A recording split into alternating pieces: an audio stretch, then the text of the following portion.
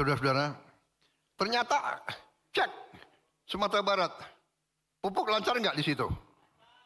Aku kalah juga di Aceh, ya kan? Coba cek, ya kan? Pupuk lancar nggak? Coba cek bupati-bupati PKS, ya kan? Nggak ada. Kita harus dewasa, kita harus jadi bangsa yang dewasa. Kita ingin menang, tapi kita juga harus siap kalah.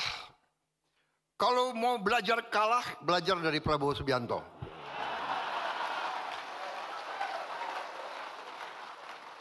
Lima kali pemilihan, 4 kali kalah. PKS ikut-ikut lagi.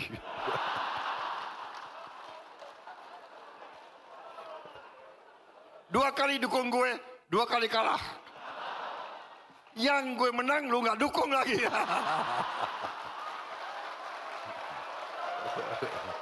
Tapi oke, yang liwat-liwat, kita bersatu sekarang untuk bangsa dan negara. Saudara-saudara, ya politik seperti itu, politik juga harus rame, ya kan? Nggak ada masalah. Aku tuh terus terang aja loh, saya tuh nggak dendam sama Anies, enggak. Kalau ya dikasih nilai 11 itu gue nggak apa-apa itu. Bener loh, sebetulnya dia yang bantu aku menang, saudara. Karena emak-emak kasihan gitu loh. Iya kan? Saudara-saudara, kalau debat presiden atau kan nggak menarik. Rakyat seneng lihat apa itu? Lihat rame-rame seneng, bener nggak? Jujur, iya kan? Jadi saudara-saudara, kita harus demokrasi yang dewasa, ya kan? Siapa presiden, siapa wakil presiden, siapa, ya oke. Yang penting siapapun kita bersatu, kita kerja untuk bangsa dan negara.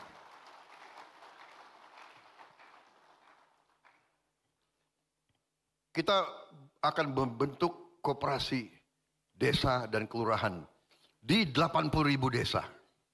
Saudara-saudara sekalian. Ini akan terwujud dan rakyat akan nanti punya kekuatan ekonomi. Karena kita anggap semua penduduk desa itu otomatis jadi anggota koperasi desa merah putih tersebut. Otomatis. Jadi dia akan dapat barang-barang dengan harga yang semurah-murah yang kita bisa capai. Kita percepat mata rantai distribusi. Semua produksi mereka kita bisa serap. Kita akan bikin supermarket milik koperasi di setiap kabupaten. Kita akan bikin hypermarket di tiap provinsi dan hypermarket di pusat Indonesia. Jadi semua produk dari petani kita, nelayan kita, UMKM kita beri tempat, beli pasar yang baik, yang bagus. Saudara-saudara sekalian, kita sudah hitung bahwa hitungan kita akan meringankan beban hidup rakyat kita dengan signifikan. Beras akan murah, minyak goreng akan murah, LPG bersubsidi akan sampai, pupuk bersubsidi harus sesuai harga jual, dan nanti kita akan bikin tenaga surya di tiap desa. Sehingga nanti tiap desa kita akan mandiri. Saudara-saudara. Perumahan rakyat hari ini, berapa jam lagi saya akan resmikan pembagian rumah 25.000 rumah hari ini. Kita sudah tingkatkan kuota, fasilitas, likuiditas, pembiayaan perumahan ke 350.000 penerima. Saudara-saudara sekalian, kita akan membangun ratusan ribu rumah. Memang ini tidak bisa seketika, tapi dalam minggu-minggu akan datang, bulan-bulan akan mendatang, kita akan perlihatkan, membuktikan kepada rakyat real. Kita serius, tanah-tanah negara yang belum dimanfaatkan secara maksimal, kita peruntukkan untuk perumahan rakyat tercapai. Tidak semata-mata selalu untuk perumahan mewah. Justru perumahan untuk rakyat yang paling bawah kita harus siapkan dan akan kita siapkan. Saudara-saudara, pembangunan 100 desa nelayan sudah berjalan dan kita akan tambah minimal 1.000 desa nelayan. Harapan kita tahun depan akhir bisa sampai 2.000 desa nelayan. Satu desa nelayan terdiri dari 2.000 nelayan. Kalau 2.000 desa nelayan berarti 4 juta nelayan. Dengan istri dan anak 2 itu berarti 16 juta. 16 juta saudara-saudara kita penghasilannya akan meningkat. Yang tadinya tidak punya pabrik es akan punya pabrik es. Yang tadinya tidak punya dermaga akan punya dermaga. Yang tadinya tidak punya gudang cold storage akan punya gudang cold storage. Saudara-saudara, kita sudah uji coba 1 desa nelayan di Papua, di Biak.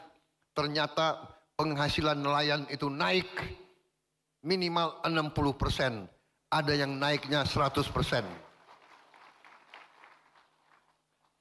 Kita akan bangun 20.000 hektar tambak di Pantura, Jawa Barat sebagai awal. Ini akan membuka 130.000 lapangan kerja. Saudara-saudara sekalian, kita juga sudah merintis cetak sawah baru 480.000 hektar. Yang sudah dikerjakan adalah 280.000 hektar. Saudara-saudara, produksi beras kita tertinggi sepanjang sejarah NKRI. Tertinggi. Dan masalahnya sekarang adalah kita kekurangan gudang. Karena itu saya sudah mengalokasikan 100 gudang baru untuk Bulog, akan bangun 100 gudang baru masing-masing di tanah sekitar 5 hektar gudang tersebut. Gudang modern yang bisa, dan itu mereka hanya butuh 5 triliun. 5T. Karena penghematan kita dari macam-macam kebocoran dan korupsi yang kita cegat, sekarang Presiden Republik Indonesia agak gagah sedikit.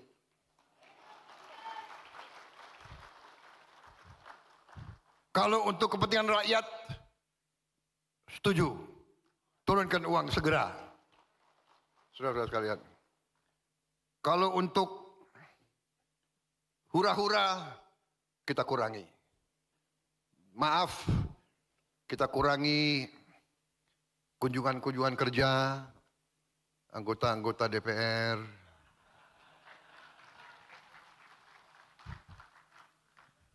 Saudara-saudara, ya, kunjungan kerja,